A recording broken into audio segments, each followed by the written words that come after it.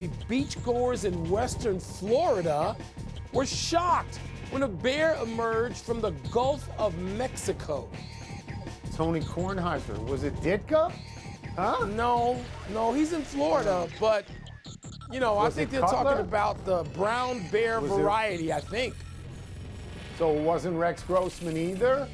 No, see, I'm out here in Colorado where people see bear routinely. Yeah. Have you seen bears while you're out there? Yes, I have. Have you seen them? Oh, wow. Yeah. Oh, yeah. Bears would many trips to scare Colorado. me. I'd go back in the Scare house the with hell bears. out of me. Yes.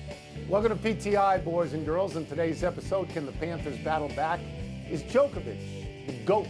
And did a security guard's tackle overshadow Nick Taylor's winning putt? But we begin today with tonight's Game 5, the NBA Finals in Denver. The Nuggets lead 3-1, and particularly in the last couple of games, have looked superior to Miami. Wilbon, you're in Denver for this game. What are the chances the Heat stay alive tonight? Tony, I guess with the Heat, there's always a puncher's chance, and they're going to punch. They're going to fight and scrap and do the things we expect them to do. And it may not be enough. It hasn't been enough the last couple of games, but I'd give it like a 45% chance. Right. And the Nuggets seem to know this. They've voiced it. They have all said out loud and apparently privately to each other, we know they're going to fight. We know this is going to be the hardest game to win in this series. That's what we're expecting.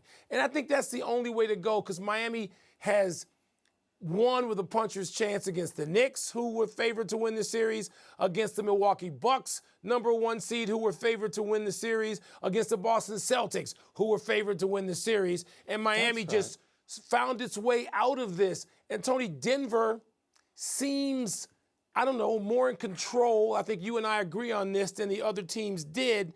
But there's a chance, a puncher's chance. Yeah. So I'm not going to count out Miami. That would be crazy. They've won too many games on the road in all these playoff series to do that. But I will point this out, Mike. The Miami Heat is a fading team right now. They have lost 6 out of their last 8 games, I believe.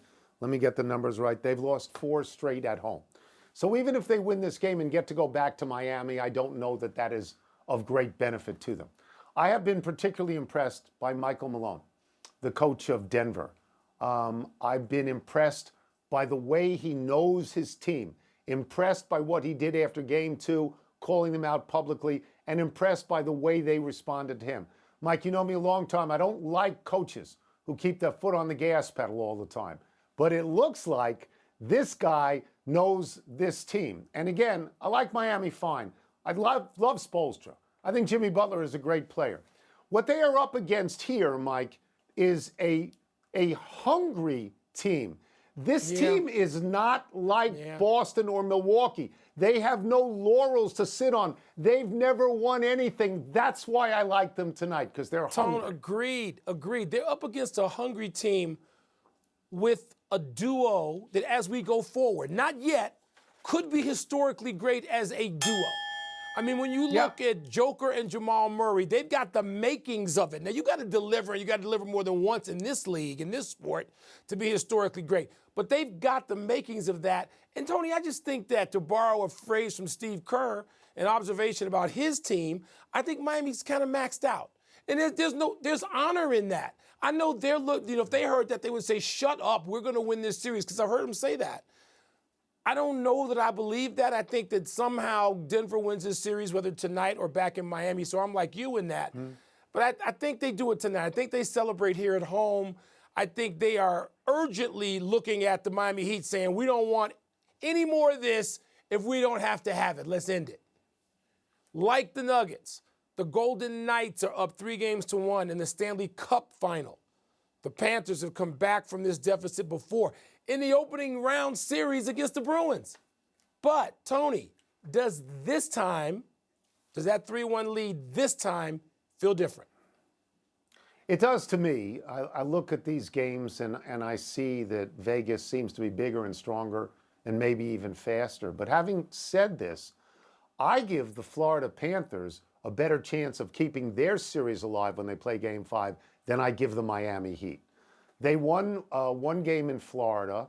In the second game in Florida the other night, they were down 3-0. They almost made it all the way back. I mean, Kachuk is in the goal mouth when the thing ends. And basketball is different than hockey. In hockey, if it's a one-goal game, the goal can be a fluke. That fluky stuff does not really happen in basketball to the same degree. Florida, they're not going to be afraid of being on the road, Mike.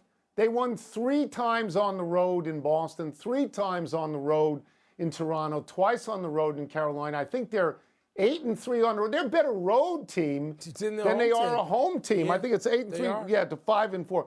So I don't think that you'd have to be crazy to pick them, and maybe they get some good luck on power plays. I think they're 0 for 13 in this series in power plays. That's all it takes. In hockey, it just takes 1. That's all. Yeah, Tony, I hear what you're saying, and I don't disagree with it, but Golden Knights could have won this series 4-0. I mean, they had a post and a crossbar, and they sort of took their foot off the gas, right, in Game 3. They could have swept this series already. And I think they look at the Florida Panthers with some of the same, suspicion that the Nuggets look at the Heat, saying, we know they're good. We're not going to mess around here. I think they sort of messed around in one game, which is why this series is still going. You're right about Kachuk, but let me just say this, Tony. If he is injured in hockey, you don't know why anybody's injured or to what extent, because it's not like the NFL where they have to admit some stuff on the record. If Kachuk is less than himself than he was when he was dominating the first couple of series, then I don't see the Panthers having a clear path. And I know he was in front of the goal and could have tied that game and sent it to overtime the other night. That's right. But I'm looking at the Golden Knights finishing this, I am. That's fair. That's fair. I'm just going to say I'm not going to be surprised if Florida wins. Not going to be surprised if Vegas wins. I'm going to be surprised if the Miami Heat wins. That's my position today. Novak Djokovic won the French Open in straight sets yesterday over Casper Ruud of Norway. This was Djokovic's 23rd major. That's one more than any male player in tennis history. It was his second straight major this year, his 11th major win in the last 18 majors he has entered. Wilbon, where does this put Djokovic in the GOAT debate? Number 1. It does, Tony. And to me, the numbers become more important in this argument because you have 3 people playing at the same time, playing each other almost an equal number of times. And so Djokovic, just forget the slams for a second, which he now leads by 1. Okay, you got that. But Tony, he leads Nadal by 1 in their personal matchup head-to-head.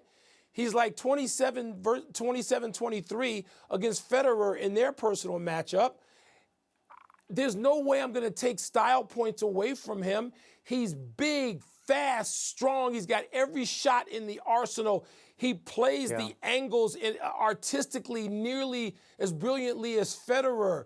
He's more fit, it seems, than Nadal. I shouldn't say more fit. It's just Nadal is like a linebacker, and his body seems to be wearing out on him. And I don't know if he can get another one. Tony Joker's going to get probably 1 or 2 more, and he's going to stretch that lead minimum. And if he wins the slam, if he does something, Tony, that we think of in men's tennis as belonging last to Rod Laver in like 1966. I'm not looking at the record book, but I think it was 66. Tony, he's going to be out there. He could set this out there. Yeah. So I'll get to the GOAT debate in a second, but if we're going to talk about GOATdom, how about the fact that Tom Brady was there in Paris to watch this? Yeah, how wasn't about that cool? Kylian Mbappe being there and our pal Zlatan there? I think that the GOATs, they just sort of know each other and they respect each other so much that they want to be there for one or the other. And when Kevin Weeks said to us that Jordan and Gretzky were playing golf together, I got that feeling. Look, the case that I'll make for Djokovic goes like this. If you take away the one major that he has the most of, the 10 Australia, he still has 13. But if you take away Federer's Wimbledons, he has 12. If you take away Nadal's French Opens, he has 8. If you take away Sampras's Wimbledons, he has 7. That's the case you make for Djokovic. Not only that, but in the 13 that he has, other than the 10, he's got at least 3 of each, which nobody else has. I have Laver 1, just because I watched Laver and because I believe, Mike, that when Laver turned pro in the prime of his career, he was then banned from the majors because there were only amateurs there. And by the way, it was 69 when he slammed, 69. Okay, and I've got Federer for this reason, that Federer has 13 U.S. Opens and Wimbledons, which I think are the most prestigious and the hardest, and Djokovic has 10. But Djokovic is in the conversation. Yeah, there Tony, is no because question about it. Look, I He's can't there. argue Laver. I can't argue against Laver. First of all, Laver was the great player of my youth. But, Tony, it's hard to argue the contemporaries over Joker. Because they've gone head-to-head for the past dozen years, you know? And he's got him. Djokovic has him. He's got him slim, but he's got him. Let's take a break. Coming up, will we remember the Canadian Open for Nick Taylor's winning putt or security guard's takedown? And a college pitcher threw 156 pitches to keep his team alive last night. How many's too many? I said last dozen years. It's like the last 16 or 18 years for these guys. They've been playing each other since they were teenagers. I'm also partial to Borg because I loved watching him. Yeah, but and he Borg was out should've early. quit, but he left. Yeah, he was 26 years so old. early.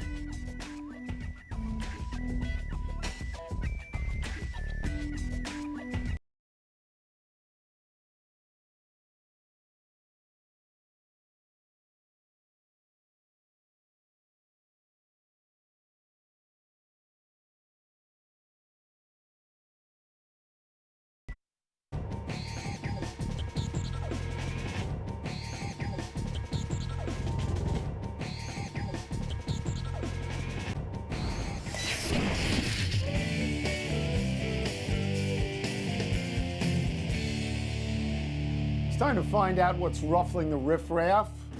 Mail Go in here time. and see what's first. Here we I go. want to call him riffraff on a Monday afternoon. Will you remember, Goodness. it's written by producers, I didn't do it. Will you Yeah. remember the Canadian Open for Nick Taylor's putt or the security guard's tackle?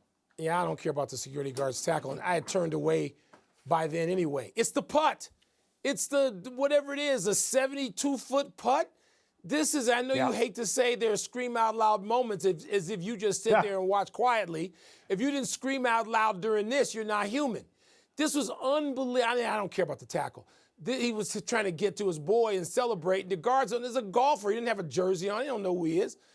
But Tony, this was the most dramatic Sunday in golf this year for me.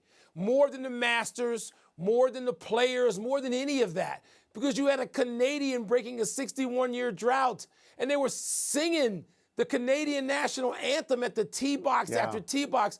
It was so exciting and so engaging, and the pressure must have been so great for him to know. He knew what was at stake. And then to throw this putt in, the longest putt made of his career, was a stunner. Best finish and best event in golf this year. Agree with everything you've said. I will say this about the tackle, that it reminded me, and I'm sure it reminded you as well, of Mike Curtis and the Baltimore Colts when the guy runs onto the field. And the fact that it was a Canadian golf pro, Adam Hadwin, made it sort of funny. But yes, 72 feet, 6 inches. I think what people have to understand if they don't understand golf is this. This is a sudden death situation.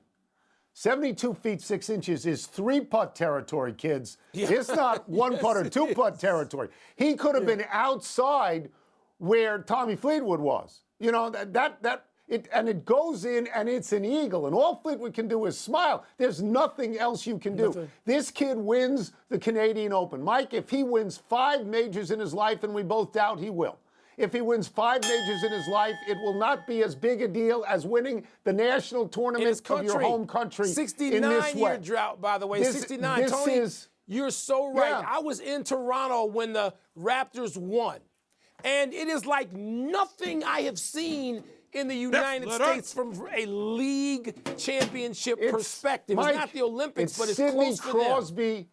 It's Sidney Crosby getting the golden goal at the Olympics. It's Joe Carter getting a walk-off with the Blue Jays, and he's not even Canadian. It's Here's important, the next man. one. It's huge. Oh, boy.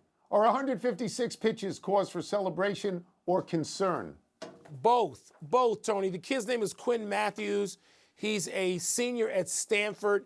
They're going to go again tonight, but it doesn't mean Stanford and Texas. But this ain't softball. He's not going to be out there again. 156 pitches, Tony. You know now that after you go 70, some manager is being told by a general manager to get out of the dugout and go yank a grown man, much less a college pitcher. Look, this used to happen all the time. All the time. When I was in high school, I threw 100 pitches. and nobody does it now. And I think kids who play more sports, multiple sports, are better at it and less likely to have Tommy John. But you know this will cause for hysteria. This kid's on the draft board, been drafted once. Good for him. I got water in here, but I want to raise a toast to Quinn, going 156 in this era of softness, Charmin softness. So what you wonder about is, does he do this because he loves alma mater? That this is for Stanford to win the College World Series means more than anything else in his life. And I understand that. He's pitched 100 pitches or more in 15 of his 17 starts this year. Iron Man, baby. Look, 50 years ago, if he's on the draft board, he's the #1 pick, and people compare him to Steve Carlton and Tom Seaver and Fergie Jenkins and Jim Palmer, right? Yep. But now scouts are going to go, whoa, has he already thrown his arm out? When does he have Tommy John? Do we want this kid? So, yeah. So it does become dicey. But in terms of the question, yes, it is both. Yes, it is both. Didn't you love it when you first heard it or read it? Didn't you love the fact that this kid did that? 156. Nobody throws 150 anymore in the pros. No. Nobody. Enough female. Let's take one last break. Still to come. The United States Senate sniffs around the planned merger between the PGA and Saudi Tours. I knew they would. Manchester City wins the Champions League, Tone. I had that, but so did a lot of other people. Remember Reggie Cleveland? Reggie Cleveland threw 148 one night, a game I was covering. I think he was pitching for Cleveland against the O's. 148, baby. Nobody batted an eye. Tonight on SportsCenter at 6 Eastern, the NBA Countdown crew is live with the Nuggets' keys to capture their first NBA title tonight. Plus, can the return of Tyler Hero help the Heat avoid elimination in Game 5? And could Saquon Barkley be headed for a holdout with the Giants? SportsCenter, 6 Eastern on ESPN.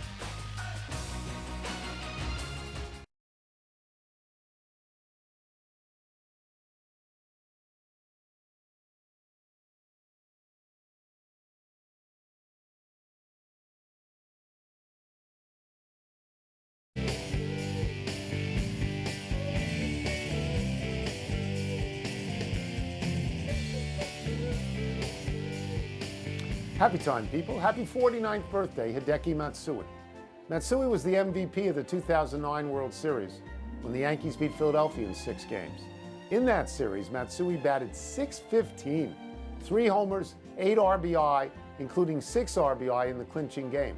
Those 6 RBI tied the record for runs batted in one World Series game with Bobby Richardson in 1960, Albert Pujols in 2011, and Addison Russell in 2016.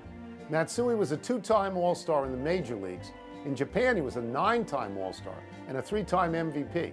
Matsui is not the greatest Japanese hitter in our major leagues. Ichiro is. But Matsui was likely the greatest Japanese slugger until Shohei Ohtani got here.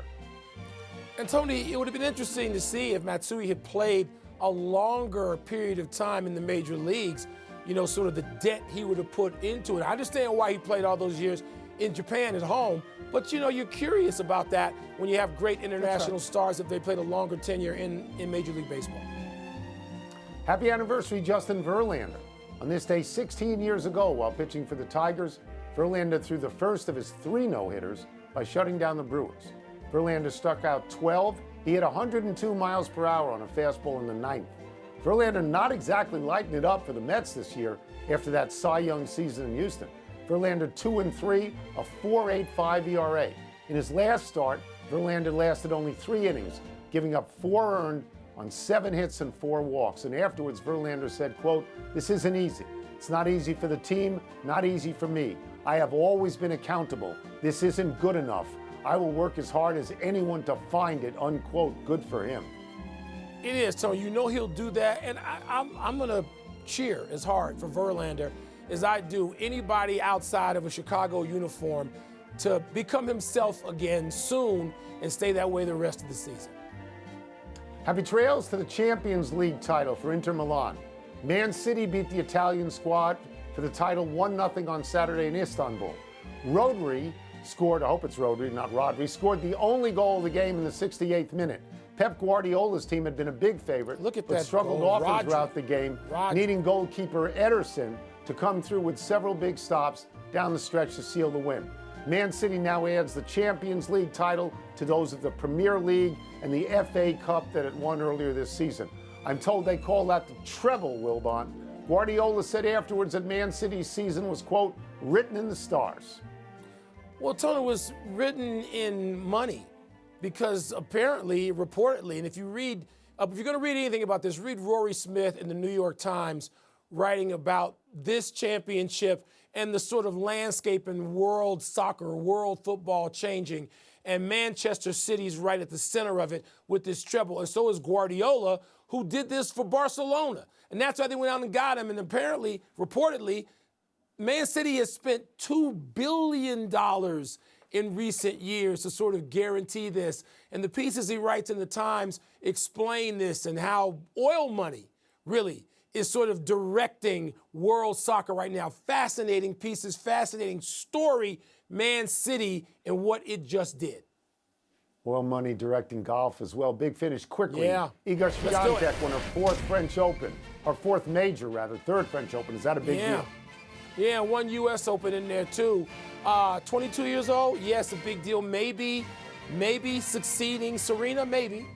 A Senate subcommittee will investigate the planned merger between the PGA and Saudi Tours. Your thoughts? It's standard for organizations to investigate this, not for the U.S. Senate to do it. Andrew McCutcheon recorded his 2,000th hit. Is that significant? Yes, at 36, you wonder, though, after average like 150 hits a year for 6.5 more years to get to 3,000, I'd be up for seeing that, Chase. Probably not. Not getting there. Not getting there. Arcangelo won the Belmont. Is that who you picked, Mr. Horsey? No, I had National Treasure. Last one, A's have won 5 straight. They're going to make it 6 tonight. They've won 7 of 12. Nah, I'm still picking against them, against the Rays. We're out of time. We'll try and do better the next time, and I'm Tony Kornheiser. I'm Mike Wilbon. Same time tomorrow, Knuckleheads. Countdown twice tonight, 7:30 on ESPN, 8 o'clock leading into the game on ABC. Put the remote down. Watch Countdown. I'm going to tape them both to see if you say anything different.